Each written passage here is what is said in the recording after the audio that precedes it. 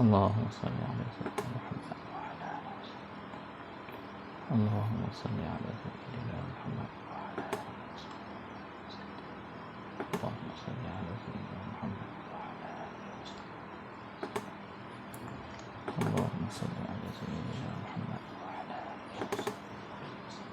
اللهم صل على سيدنا محمد وعلى آله وصحبه. اللهم صل على سيدنا. Assalamualaikum warahmatullahi wabarakatuh. Bismillahirrahmanirrahim. Alhamdulillahirabbil alamin. Wassalatu wassalam ala sayyidina Muhammadin wa ala alihi wa sahbihi ajma'in. Allahumma ighfir lana dhunubana wa liwalidina wa limasyayikhina wa li jami'il muslimin wal muslimat birahmatika ya arhamar rahimin. Allahumma faqihna fid din wa 'allimna at-ta'wil wahdina ila siratikal mustaqim. Allahumma faqihna ya rabbil alamin wa faqih ahlana wa auladana fi dinika. Allahumma inna nas'aluka 'ilman nafi'a wa rizqan thayyiba wa 'amalan mutaqabbala wa la hawla wa la quwwata illa billah al-'aliyyil 'azim al-'azizil hakim. Wa ba'du. Sahabat-sahabat, tuan-tuan dan puan, muslimin muslimat rahimakumullah.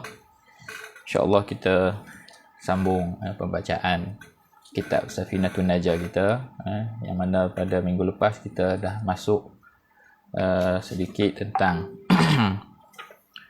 persoalan perkara yang mewajibkan mandi, perkara yang mewajibkan mandi, yang mana Tuan Syekh sebut qala al-musannifu rahimahullah wa nafa'ana bihi wa bi ulumihi wa ulumi masyayikhina fid daraini amin. Faslun mujibatul ghusli sittatun.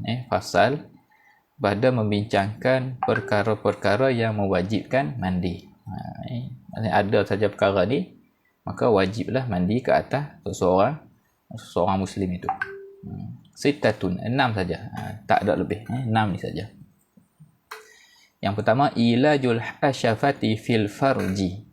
Yang pertama, memasukkan hasyafah, yakni kepala bagi zakar, kepala bagi kemaluan orang lelaki, memasukkan dengan syarat masuk tu keseluruhannya ke dalam al-qubul, al-farj, kemaluan. Kemaluan di sini nanti kita akan terangkan. Jadi itu yang pertama. Yang keduanya khurujul mani, yang kedua keluarnya air mani. Yang ketiga al-haid. Yang keempat an-nifas wan nifasu, nifas wal wiladatu, dan wiladah. Yang kelima wal mautu, dan mati. Mati. Jadi daripada 6 ini, 3 perkara khas kepada orang perempuan, iaitulah haid, kemudian yang keduanya nifas, yang ketiganya al-wiladah, melahirkan, dan lagi 3 berkongsi, maksudnya bersama saja, sama saja bagi lelaki dan perempuan. Hari ini insya-Allah kita akan cerita, ataupun kita akan baca kita akan terang bagi tambahan sedikitlah untuk kadar untuk kita beramal sehari-harian ni, supaya kita faham secara dengan kadar yang cukup insya-Allah. Dan rujukan, saya guna rujukan ni daripada kitab Hasyiah Imam Al-Bajuri sebagai tambahan. Jadi yang pertamanya yang dikatakan ilajul hasyafah ini, bagi sebahagian ibarat kitab lain digunakan perkataan iltiqaul khitanain, bertemunya dua tempat khitan, al-khitanain. Yakni khitan, kawasan tempat khitan orang lelaki bertemu dengan tempat khitan, yakni kemaluan orang perempuan. Tetapi ta'bir daripada kitab Safinah ni lebih jelas, sebab iltiqa khitanah itu majas, kiasan untuk merujuk kepada maksud ilaj, sebab ilaj tu jelas, lafaz dia maksudnya masuk, berlaku kemasukan. Jadi yang dimaksudkan dengan kemasukan ini mestilah masuk dengan kadar hasyafah itu. Yang ni kadar hasyafah ni kadar kemaluan orang lelaki itu masuk ke dalam kawasan faraj orang perempuan masuk, maknanya berlaku kemasukan lah, berlaku kemasukan dalam faraj, dalam kemaluan. Dan Tuan Syekh sebut, qala al-Imam al-Bajuri rahimahullah, Tuan Syekh kata, wal muradu bil ilaj al-wuluj, yang dimaksudkan dengan ilaj ini, kataan ilaj ni menunjukkan pada fi'lu fa'il, perbuatan yang ada memasukkan. Dia tidak perlu kepada perbuatan tu dengan kehendak sendiri. Apa sahaja yang berlaku sahaja kemasukan, itu dikira al-murad bil ilaj al-wuluj wa dukhul walau bila qasdin, walaupun tanpa qasad. Jadi jika berlaku kemasukan tanpa qasad ni, tanpa tujuan, tanpa niat, tiba-tiba kalau contohlah berlaku sedang dah berlaku kemasukan, maka tetap mewajibkan mandi. Sebab apa? Sebab dia telah berlaku kemasukan, walau halatan naum, walaupun dalam keadaan sedang tidur. Dia tak boleh buat alasan, Ustaz saya sekarang ni rufi'al qalam, telah terangkat qalam ni, sebab sedang tidur. Tak, asalkan berlaku kemasukan, maka wajiblah mandi. Itu yang pertama. Memang nak sebut walaupun tanpa qasad, walaupun tanpa niat, asal saja berlaku al-wuluj, kemasukan, maka wajiblah mandi. Dan keduanya, maklumat kedua tentang persoalan masuknya kemaluan, masuknya hasyafah ni, kepala kemaluan zakar itu ke dalam kemaluan ini. Saya kata wala farqa fil mulaji baina an yakuna adamiyan. Tidak ada beza fil muliji, tidak ada beza pada pihak apa yang memasukkan ini, baina an yakuna adamiyan walau ghairu mumayyizin au bahimatin kaqirat kaqirdin, seperti monyet.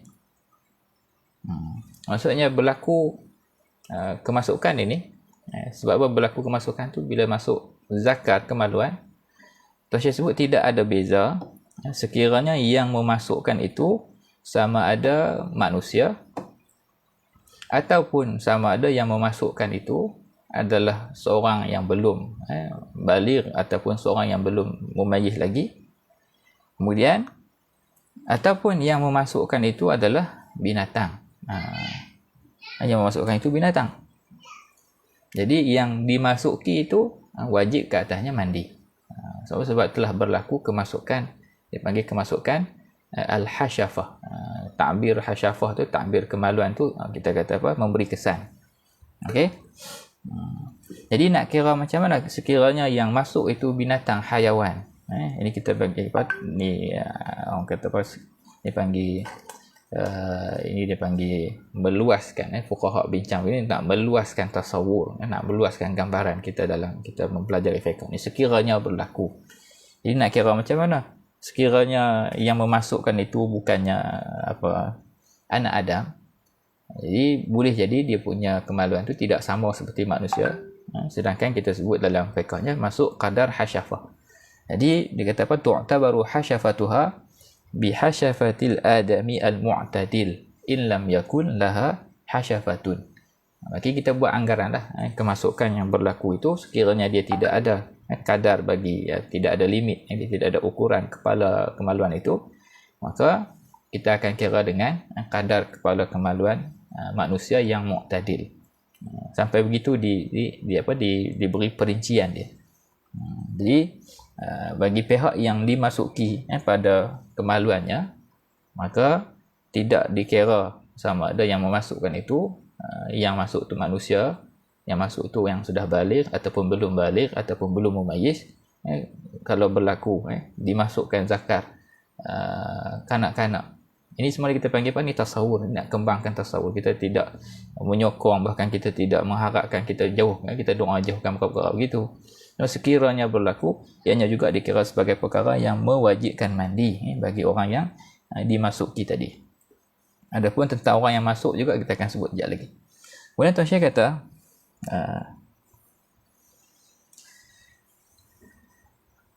yang dikatakan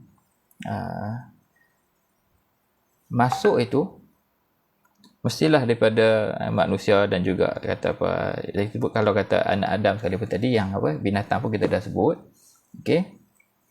Yang dikatakan tu mesti masuk kadar hasyafah. Sebut ilajul hasyafah fil farji. Masukkan hasyafah fil farji. Jadi hasyafah ini adalah kita sebut apa kadar dia, kita sebut apa kepala kemaluan lelaki. Jadi sekiranya masuk sampai ke situ barulah mewajibkan mandi. Kalau masuk kurang daripada itu, masih tak sempurna masuk, maka tidak mewajibkan mandi. Dan kita dah sebut juga minggu lepas, kita kata bukan sekadar hukum mandi, berkait habislah hukum yang melibatkan mahar, hukum yang melibatkan hudud dan sebagainya, semua berkait dengan kita panggil qadar hasyafah itu. Jadi saya kata mestilah masuk qadar itu kulluha, semuanya, wa in talat, walaupun jika diciptakan dia tu mula jadinya lahir dia tercipta, dia punya kepala kemaluannya itu panjang, tapi dia ada pemisah tu, dia memang jelas ni hasyafah. Jadi mesti masuk keseluruhan, wa in talat, walaupun panjang.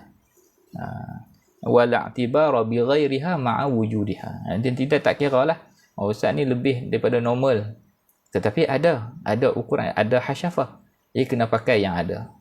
Kita tak kira ustaz sebab yang ni dia pelik daripada orang lain, maka kita kira ikut ukuran orang lain. Tak. Sekiranya wujud, kita akan pakai hak wujud dulu.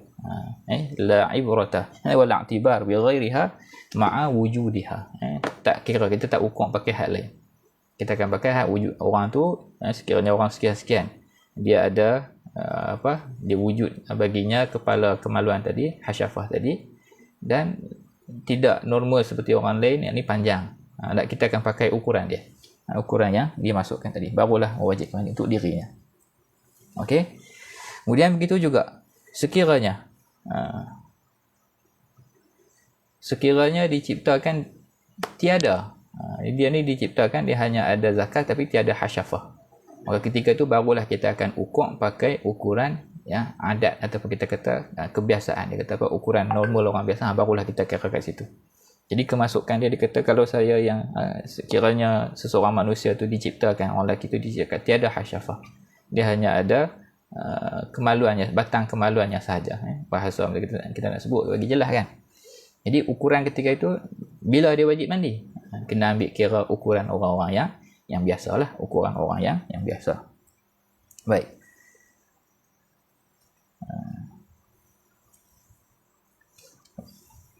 Itu beberapa perkara lah, beberapa perkara yang berkaitan. Okey. Baik. Itu satu yang pertama, berkaitan dengan memasukkan. Kemudian ada beberapa perkara lagi, maklumat lagi yang Tuan Syekh sebut yang perlu kita ambil. Kita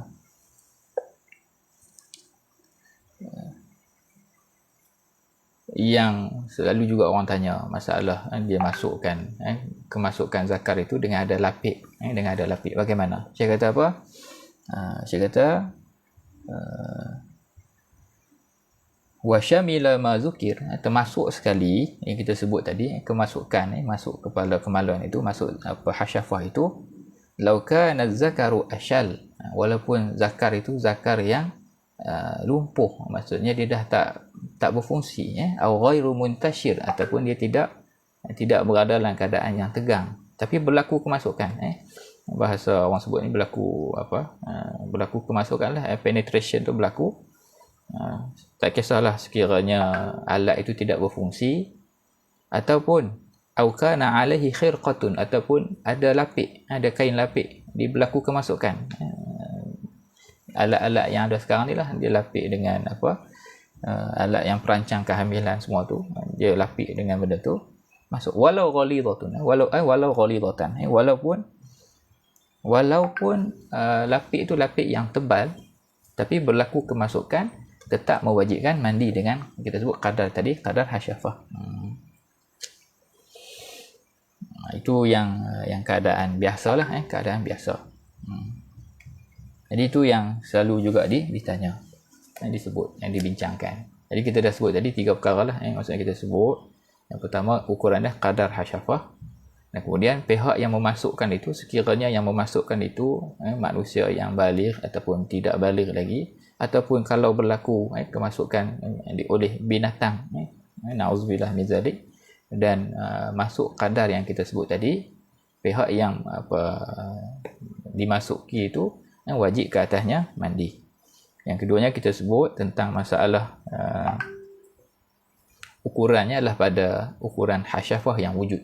Sekiranya tiada hasyafah, barulah kita akan ambil kira kadar panjang yang orang yang normal. Dan yang ketiga, maklumat yang kita tambah tadi, sekiranya kemasukan itu berlaku, tak kisah asalkan kemasukan sama ada masuk dalam keadaan yang alat itu tidak berfungsi ataupun alat itu dilapik dengan lapik walaupun tebal, semuanya tetap mewajibkan mandi. Baik. Kemudian ada satu lagi, masalah tentang kemasukan ni perlu faham. Maksud kemasukan itu ialah masuk pada al-farju. Perkataan al-farju ni ialah dia meliputi bahagian yang depan dan juga bahagian yang belakang. Kita tak bincang masalah haram, masalah benda tu dikira berdosa dan sebagainya, itu satu tajuk. Tapi kita bincang tajuk dia tu, tajuk kena jelas. Sebab tu kita mengaji fiqh ni kita kena faham tajuk. Kita kena letak bagi dia kata apa? Dia panggil takyif fiqhi tu. Kita letak tu biar kena bawah tajuk dia. Sekarang ni kita tengah bincang dari sudut mewajibkan mandi. Jadi bila sebut al-farju, perkataan faraj ni, jadi disebut oleh Tuan Syekh Imam Bajuri disebut qubul au dubur. Maksudnya sama ada memasukkan itu pada qubul ni, kemaluan di bahagian hadapan, ataupun pada kemaluan bahagian yang belakang, dubur, tetap mewajibkan mandi. Sehingga kan Syekh sebut takbir Syekh ni panggil, ni pun sama juga istilah dia panggil apa? Dia panggil tausi', meluaskan tasawur, nak bagi luas, kita boleh gambarkan situasi hukum tu. Dia kata walau min nafsihi, walaupun kalaulah berlaku memasukkan zakarnya kepada duburnya sendiri, kita kata mustahil lah. Ni kita bagi tahu takbir ni ialah untuk dipanggil kadang-kadang guru-guru saya sebut guru-guru rahimahumullah wa barakallahu fihim, masyayikh kata dia panggil untuk melatih tasawur talib, nak bagi faham sekiranya berlaku kemasukan itu, yang penting kita faham qubul ataupun dubur mewajibkan mandi. Walau min nafsi, kalaupun masuk tu pada qubul duburnya sendiri. Okey. Baik. Jadinya disebut tentang masalah yang mewajibkan mandi ni, wajib mandi sekiranya masuk pada qubul ataupun dubur kepada kedua-dua belah pihak yang memasukkan ataupun yang dimasukkan ke atasnya tadi. Jadi sahabat Syekh kata ini sebagaimana yang telah difatwakan kama afta bihi wajibal ghuslu ala kullin minhuma. Baik. Jadi wajib ke atas kedua-dua sekali. Sebab perkataan farah ni melibatkan yang depan ataupun yang belakang. Okey.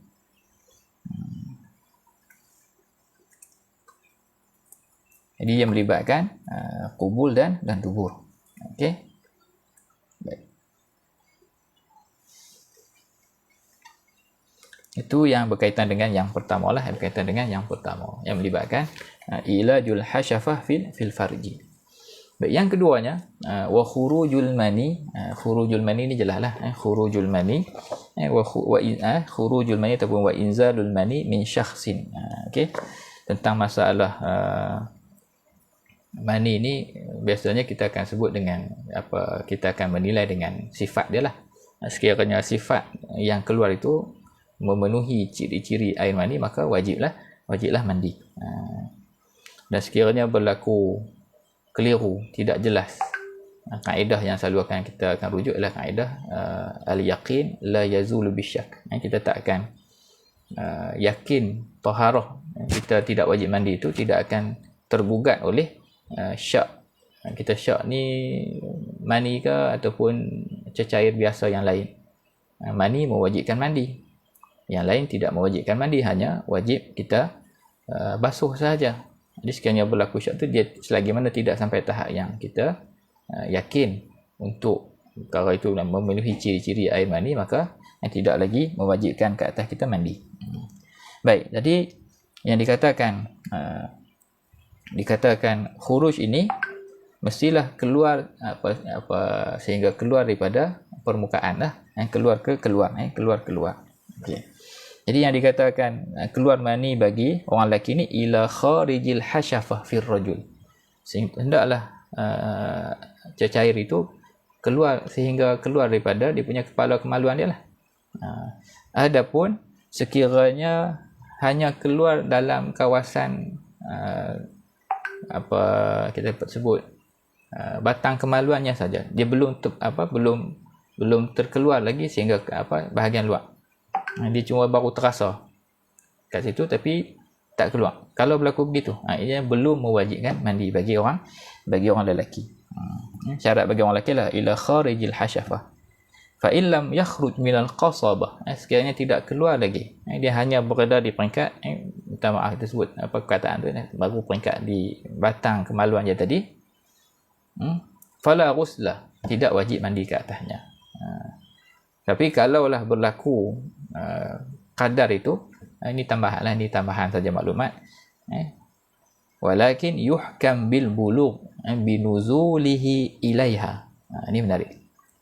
Wa in lam yakhruj minha. Jadi saya kata kita bezakan dengan masalah dihukumkan baligh bagi kanak-kanak. Sekiranya air mani itu sudah sampai ke qasabah ni maksudnya batang kemaluan dia, tapi belum keluar daripada kepala kemaluan itu, dia tidak wajib mandi, tetapi sudah wajib, dia sudah dikira sebagai baligh, dia sudah dikira baligh. Ini perbezaan di antara kedua itu. Jadi yang penting kita nak sebut apa, keluar itu mestilah hingga ila kharijil hasyafah, bagi orang lelaki sehingga keluar daripada kepala kemaluan dia tadi. Dan juga bagi orang perempuan mestilah keluar sehingga zahiril farji, mestilah keluar air mani itu sehingga zahir farajnya lah, zahir faraj. Yang dikatakan zahir faraj ni bagi orang perempuan, kalau yang al-bikr, yang kita kata anak dara ni, sehingga zahir faraj. Adapun bagi orang perempuan yang telah berkahwin, mestilah keluar sehingga cicak itu sudah keluar sehingga mahallin yajibu ghasluhu fil istinja, mestilah keluar sehingga ke tempat yang wajib dia basuh ketika istinja, yakni ketika dia bercangkung tempat itu terselak, ketika dia berdiri tempat itu tertutup. Air mani itu mesti sampai ke situ. Bila sampai ke situ, maka wajiblah mandi bagi orang perempuan, walaupun mungkin belum keluar ke zahir, sampai keluar. Adapun bagi al-bikr, anak dara, dia mestilah sampai ke keluar, maksudnya keluar daripada kemaluan dia tadi. Ini beza bagi tempat yang dikatakan keluar mani itu tadi, kadar mana yang dikatakan keluar dan mewajibkan mandi ke atas seseorang. Jadi tentang ciri-ciri ataupun sifat bagi air mani ini banyaklah, itu bukan sekarang untuk kita nak sebut tentang hukum sekiranya keluarnya mani. Adapun maut, mati jelaslah, mati sama bagi lelaki dan perempuan. Bila mati wajiblah bagi orang yang hidup untuk memandikan orang yang mati tadi. Yang ketiga, yang tiga lagi yang bagi perkara yang mewajibkan mandi bagi orang perempuan, khusus bagi orang perempuan adalah al-haid wan nifas wal wiladah. Haid secara umum dia darah yang keluar mengikut kitaran bulanan bagi orang perempuan, dan keluar dalam keadaan yang cukup sifatnya dan juga cukup syarat dia, cukup kiraan dia, apa semua tu, darah yang nama haid itu, maka wajiblah mandi. Juga an-nifas, secara umum ni darah yang keluar selepas daripada aqib al-wiladah, selepas daripada melahirkan. Dan bila disebut melahirkan ni, disebut setengah-setengah takbir yang lebih tepat ni selepas daripada khuluwir rahim, selepas daripada clear dia punya rahim dia, barulah darah yang keluar selepas tu dikira sebagai darah nifas. Maksud clear rahim tu contohnya seorang yang mengandung kembar dua. Jadi darah yang start kita akan kira sebagai nifas. Ini tajuk bab haid dan nifas, biasanya kita akan sentuh panjang lah. Jadi yang dikatakan darah itu sebagai darah nifas ialah selepas daripada selesai keluar anak yang kedua. Keluar anak yang pertama itu, darah-darah tengah-tengah tu kita tak sebut, kita tak hukumkan sebagai darah nifas lagi. Dia akan dikira sebagai damul fasad, darah fasad, darah sakit gitulah. Damul fasad ni dia hukum dia sama macam istihadah, hukum dia masih suci. Jadi yang dikatakan darah nifas itu selepas daripada kosong rahim seseorang perempuan tu selepas daripada proses melahirkan. Itu darah nifas. Wal wiladah, dan melahirkan. Melahirkan anak juga adalah perkara yang mewajibkan mandi. Ni di sisi mazhab Imam Syafi'i, melahirkan itu dikira sebagai perkara yang mewajibkan mandi. Dan apa beza ataupun apa ni, banyak dah orang terang, banyak dah orang hurai, salah faham kan, setengah-setengah orang dia salah faham. Dia ingat bila habis saja nifas nanti kena mandi 2 kali. Sebab apa mandi 2 kali? Sebab dia melahirkan tu sekali, tu satu perkara yang mewajibkan. Yang keduanya darah nifas. Jadi dia ingat bila habis nifas, tengah-tengah nifas tak boleh mandilah. Sebab jelaslah, sebab kita tidak boleh mandi dengan niat taharah, mandi dengan niat nak mengangkat hadas selagi masih ada asbab, masih ada perkara-perkara yang menghalang tu. Dia panggil al-mani' ni, darah nifas lah alat penghalang kepada mengangkat hadas. Jadi dia ada sebahagian orang duk tulis kata ramai orang hari ni salah, padahal dia yang salah faham. Dia kata kena mandi 2 kali, satu untuk nifas, satu untuk wiladah. Tak. Kita sebut perkara-perkara yang menjadi penyebab ini, dia boleh berkumpul pada seseorang. Tetapi bila dah diangkat hadas, maka terangkatlah semua sekali, jadi tahir, jadi sucilah orang yang berhadas itu tadi. Kita bagi contoh hadas kecil kan. Dia masuk tandas dan dia kencing, baul kencing. Dan semasa kencing itu dia pegang kemaluan dia, masuk zakar, pegang kemaluan. Dan selepas daripada keluar tandas, dia pegang isteri dia, bersentuh antara lelaki dan perempuan. Ini semua dipanggil mujib, perkara-perkara yang mewajibkan, ataupun perkara-perkara yang mendatangkan hadas. Ini hadas kecil. Adakah dituntut untuk dia pergi ambil wuduk 3 kali? Tak. Asbab muta'addidah, sebab pelbagai, boleh jadi banyak. Tetapi apabila sudah ada hadas di tubuh itu, apabila dia mandi dengan syarat, dengan niat yang muktabar, terangkatlah keseluruhan hadas tadi, walaupun dengan satu wuduk sahaja.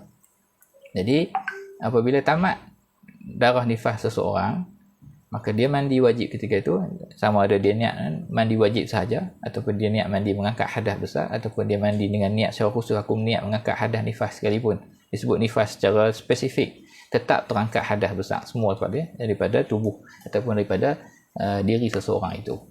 Jadi wiladah dan nifas ni kebiasaannya dia bersekali, cuma dalam keadaan-keadaan yang sangat-sangat jarang berlaku. Apabila dia melahirkan anak, selepas pada itu tiada darah nifas langsung. Ketika itu kalau betul tiada darah nifas langsung, tak ada darah langsung, maka wajiblah dia mandi. Sebab apa? Sebab lagi nak solat. Jangan kita tanya pula, Ustaz nak solat macam mana ni, tengah letih ada. Kita sebut dari segi hukumnya wajib dia solat dan wajib dia mandi. Cumanya solat dan solatnya itu tadi dengan kadar kemampuan dia lah, sama ada berbaring dan sebagainya. Ini kalau berlaku melahirkan wiladah tanpa datangnya darah nifas, datangnya darah nifas, itu baru diasingkan. Maksud asing tu maksudnya dia akan mandi sebab wiladah semata-mata. Yang normalnya selepas daripada melahirkan biasanya akan datang darah nifas. Jadi bila tamat darah nifas tu dia dah mandi, selesailah dia punya hadas besar dia terangkat semua sekali. Jadi cukuplah setakat tu untuk sikit sebanyaklah huraian tentang perkara yang mewajibkan mandi ni.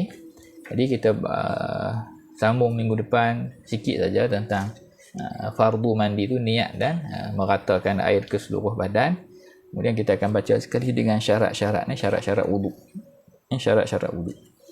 Habis lepas tu barulah masuk perkara-perkara yang mewajibkan, perkara yang membatalkan wuduk pula. Wallahu a'lam. Saya mohon maaf atas segala salah silap dalam penerangan pada hari ini, dan ada apa-apa yang perlu kita sama-sama muzakarah dan bincang, sahabat-sahabat semua boleh masuk dalam grup khas untuk grup Safinatun Najah. Letaklah soalan di situ. Jadi kalau kata saya tak respon di situ pun, saya akan bawa ke kelas akan datang lah. Jadi sama-samalah kita